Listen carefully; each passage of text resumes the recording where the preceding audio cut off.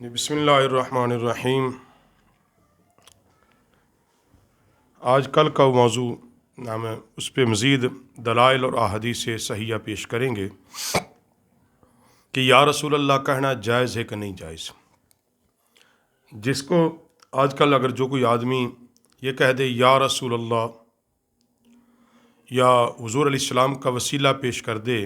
تو ہم اس پر سیدھا سیدھا کہتے یہ مشرک ہو گیا ہے، سیدھا سیدھا اس کو ہم شرک کے دائرے میں لے جاتے ہیں، اس سے پیچھے کہیں بریک ہی نہیں لگتی۔ تو اسی پر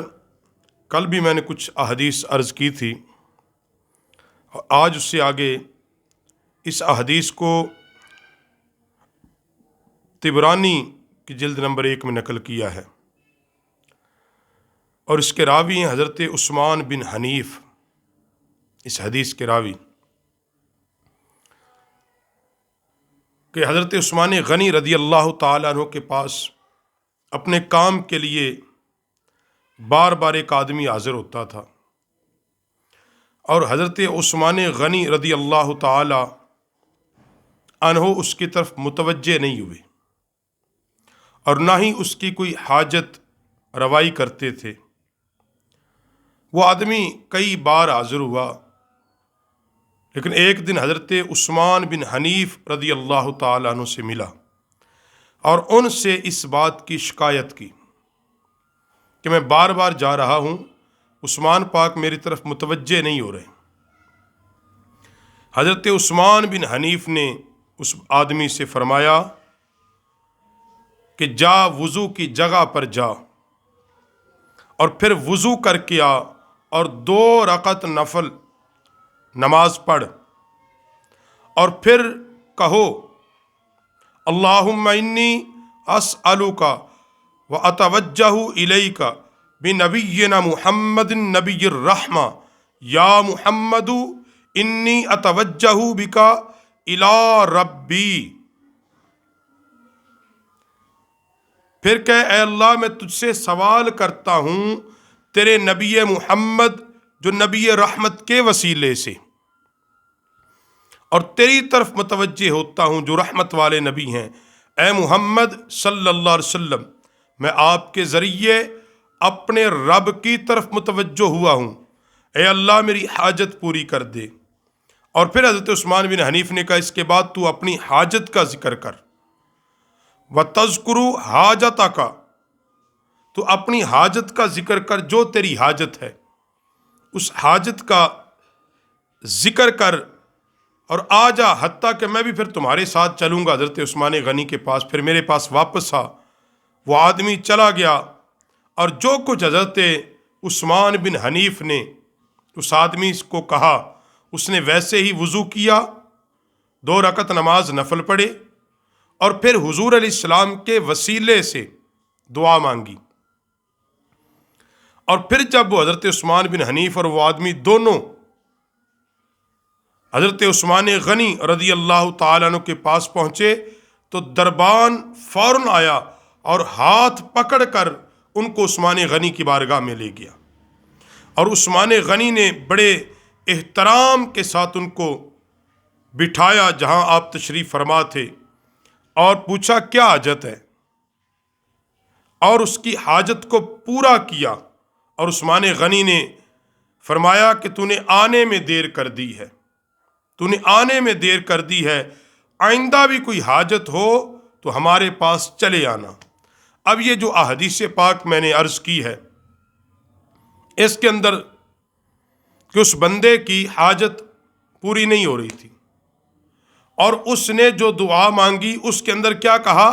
یا محمد۔ اگر، اور یہ دور کس کا ہے؟ حضرت عثمان غنی کا دور ہے، یعنی حضور علیہ السلام اس دنیا سے پردہ ظاہری فرما چکے، تو حضور علیہ السلام کے مبارک ظاہری زمانے کے بعد صحابی رسول نے اس کو عمل بتایا، اس نے کیا، اور نبی علیہ السلام کو لفظ یا کے ساتھ پکارا، تو پتہ یہ چلا حضور کا زمانہ ظاہری ہو یا زمانہ بعد ہو، دونوں زمانے میں مصطفیٰ کریم صلی اللہ علیہ وسلم کو لفظ یا کے ساتھ پکارا جا سکتا ہے۔ اور پھر اس سے آگے جو احادیث ہے جس کو حضرت قاضی ایاز نے شفا شریف کے اندر بھی نقل کیا اور بخاری کے اندر بھی یہ حدیث ہے، اور کہ حضرت عبد الرحمن بن سعد فرماتے ہیں کہ ابن عمر کا پاؤں سن ہو گیا، سو گیا۔ ان سے کسی آدمی نے کہا اپنے سب سے پیارے کو یاد کر، تیری تکلیف دور ہو جائے گی۔ انہوں نے زور سے پکارا یا محمد ادرکنی، یا محمد۔ اسی وقت پاؤں ٹھیک ہو گیا۔ اور آگے جو اس کے نقل کیا کہ جنگ یمامہ کے اندر صحابہ اکرام جب تشریف لے کے گئے تو وہاں جو صحابہ کا نعرہ تھا، کیونکہ مد مقابل بھی نعرہ تکبیر لگا رہے تھے اور صحابہ بھی نعرہ تکبیر لگا رہے تھے، مشورہ ہوا کہ کوئی ایسا نعرہ جس سے اپنے اور بیگانے کی پہچان ہو جائے، کیا لگائیں؟ کہا یا محمد۔ تو جنگ یمامہ کے اندر صحابہ نے جو نعرہ لگایا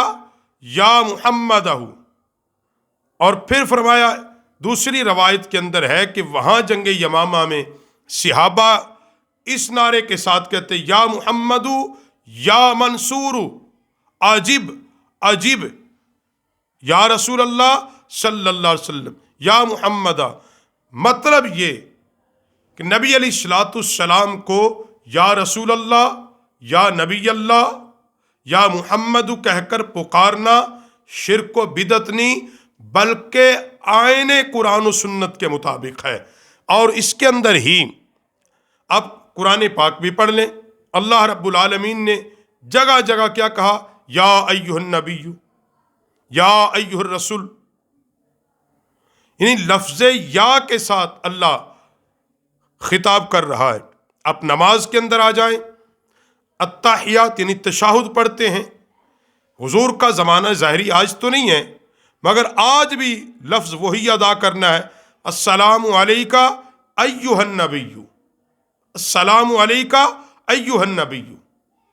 اے نبی تم پر سلام ہو، اے نبی تم پر سلام ہو۔ تو پتہ یہ چلا کہ یہ جو اہل سنت و جماعت کا یہ عظیم عقیدہ ہے